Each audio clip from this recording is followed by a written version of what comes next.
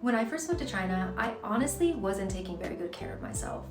At that time, I was working with the United States time zone, so my schedule was a bit chaotic. I was staying up very late for work, waking up very early for work, and trying to convince myself that I could keep pushing through things. I believed in my mind that that's what hardworking people did. If I only slept a few hours, I would tell myself that I can catch up on it later. But looking back now, I realized my body was actually trying to tell me something that I wasn't listening to. Not long after moving here, I ended up being sick for over a month. And what really stood out to me was that a lot of my Chinese friends were actually pretty worried about me. And they weren't just asking questions like, am I taking enough medicine? Have I gone to the doctor? They were asking me things like, how much am I sleeping? Am I getting enough nutrients and quality food? Am I resting enough? And at that time, I didn't fully understand why those questions mattered so much. I, was already taking medicine and I was doing the best that I could. But after several weeks without really improving, I decided to try something completely unfamiliar to me, Chinese medicine. And honestly, that experience changed the way I think about health completely. And before I continue, I do want to make an important disclaimer. This video is simply my personal experience living in China. I am not a doctor, and I'm not saying that Chinese medicine is better than Western medicine or that one approach works better for one person. Everyone's health situation is different, and medical decisions should always be made with a qualified health professional. And the reason I wanted to share this isn't because I think everyone should start doing exactly what I do.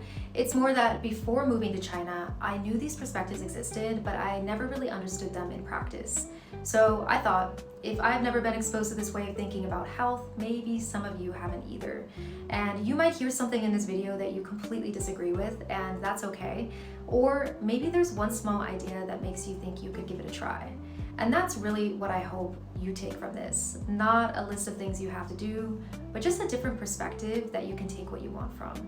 And what I do think is really interesting is that in China, many people don't see Western medicine and traditional Chinese medicine as completely separate things. There are so many hospitals that actually combine both approaches, and many doctors will recommend different treatments depending on the situation. For me, coming from the United States, I mostly grew up with a Western medicine perspective, so experiencing another way of thinking about health was really eye-opening. And one of the biggest things I realized is that Chinese medicine is not only about taking medicine when something goes wrong. A lot of it is about how you live every single day, and how you sleep, how you eat, how you manage your stress, and how you even take care of your body before there's a problem. And that really changed my perspective on health. So today, I want to share the top tips I learned about health since moving to China. Number 1, sleep became something I stopped negotiating with. This was probably the first major change I made. Before moving to China, sleep was always something I sacrificed first. If I had more work to do, I would sleep less. If I went to bed late, I would force myself to wake up early because I thought that's what disciplined people did. And sometimes I was even running on less than 4 hours of sleep, and I honestly thought that was just part of being ambitious. But after moving here, I started seeing rest differently. When I first visited a Chinese medicine doctor, I remember being surprised by how many questions they asked. It wasn't just, what symptoms do you have? They actually asked me about my sleep, my energy, digestion, my stress, daily habits. They even checked my tongue and pulse, and I remember thinking, wow, these things are all connected. And it made me realize that health isn't just about fixing something after it becomes a problem. It's about paying attention to what your body is telling you every day. So now sleep is honestly a non-negotiable for me. If I have a late night, I don't try to prove that I'm productive by forcing myself through the next day.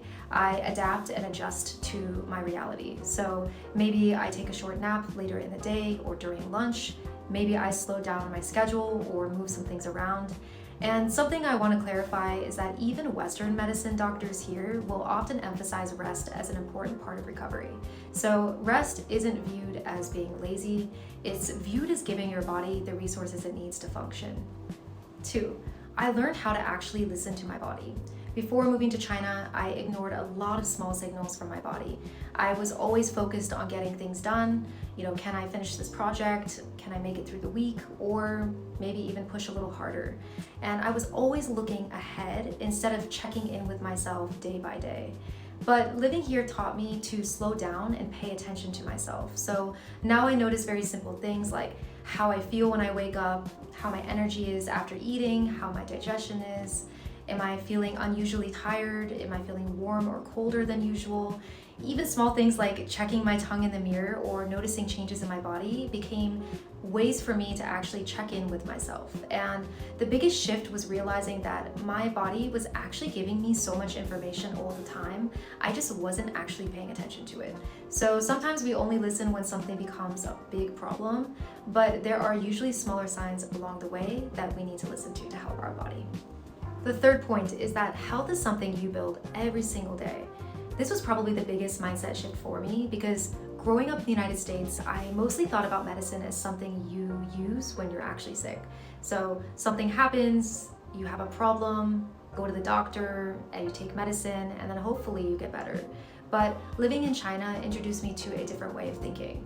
Health is something you actually want to work on every day. It's your sleep, your movement, your food, your stress levels, and it's really all connected. So honestly, this changed the way that I take care of myself. Instead of waiting for something to get very bad and then fixing it, I started to ask myself, what can I do today to support my body? And sometimes the answer is really simple, like things as simple as I need to go to bed earlier, maybe take a walk, eat more balanced meals, or take a few minutes to slow down. I realize that health doesn't always come from doing something very dramatic. A lot of the times it comes from the small things that are actually done frequently or consistently. The fourth point is that eating seasonally changed my relationship with food completely. Before moving to China, I ate a lot of the same things over and over again. I had my favorite meals, hyperfixation meals, comfort foods, and routines that I stuck with. But living in a Chinese household completely changed that. I really noticed how naturally people here eat with the seasons. The foods we eat change depending on the weather, the time of the year, and also what ingredients are available locally. And at first, that was actually a little unusual for me, but growing up in California, I was used to having access to almost everything all year round. If I wanted something, I could usually find it. But here, I started paying more attention to what my body actually needs at different times of the year. So in the cooler months, we might eat more like warming foods or soups, and in the warmer months, we might eat lighter meals with more vegetables. And over time, I realized food became less about strict rules and more about paying attention to my current circumstances and reality. And instead of always asking, what meal would give me the best nutrients, I started asking, what does my body need right now? What makes me feel good? And how can I bring more variety to my meals? And it made eating feel so much more connected to my environment and my body. The fifth point is that balance became much more important than restriction. This was another huge shift for me. Before moving to China, I approached health with a lot of rules. Don't eat this, avoid that, be stricter, be more disciplined. I thought being healthy meant having a lot of control. But over time, I started realizing that health isn't always about removing or restricting things. A big concept I noticed in Chinese medicine is the idea of balance. If something is too much, you balance it. If something is lacking, you support it. So it's not about extremes on either end. And that really changed my relationship with food and health. For example, if I have a heavier meal, I don't think, wow, I totally ruined everything. Instead, I think, how can I balance it out? So maybe tomorrow I'll eat more vegetables or go for a walk, drink more water, and prioritize rest. So I really stopped looking at health as something where I have to be hyper efficient all the time, and instead I started thinking about how to create balance over time. The sixth point is that I learned how connected the mind and the body actually are. This was something I didn't expect to learn. I've always been someone who overthinks a bit. I can replay conversations in my head over and over again. I can analyze situations continuously, and I can worry about things that haven't even happened yet. And I didn't realize how much that constant mental stress was actually affecting me. And living in China helped me become much more intentional about creating quiet moments. I started taking walks without headphones, spending more time without distractions. And sometimes when I exercise, I don't listen to anything because I want to give myself space to think and listen to my thoughts. At first, it felt a little bit uncomfortable because we're so used to filling every quiet moment with listening to something, watching something, or checking on notifications. But eventually I learned that silence can be an extremely valuable tool. So sometimes your mind just really needs some space. Even something simple like drinking tea became a way for me to slow down, not scrolling on my phone or multitasking, just sitting there and being present.